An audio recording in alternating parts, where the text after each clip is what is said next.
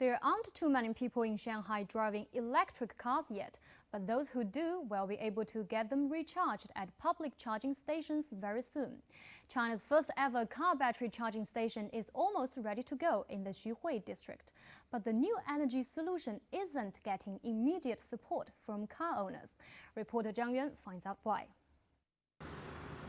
At this recharging station on Huashi Road near the Shanghai Stadium, all you need to do is insert a prepaid card, set the recharging time, and plug in and wait for the process to end. Usually, it takes less than 10 minutes to fully recharge a vehicle. The state grid is behind the recharging stations. It already has some special vehicles using the technology. But officials there say they won't start service to the public right away. All of the facilities have gone through tests and we can start the service to the public immediately. But the problem is there are almost no commercial vehicles in the city that are driven by electricity. Chinese car makers, including Chery and BYD, started introducing electric models at this year's Shanghai Auto Show in April. But to buy this hybrid car from BYD, the F6 DM for example, costs 150,000 yuan, about twice as much as the gas-driven model. Many drivers say they'd rather wait for the price to drop.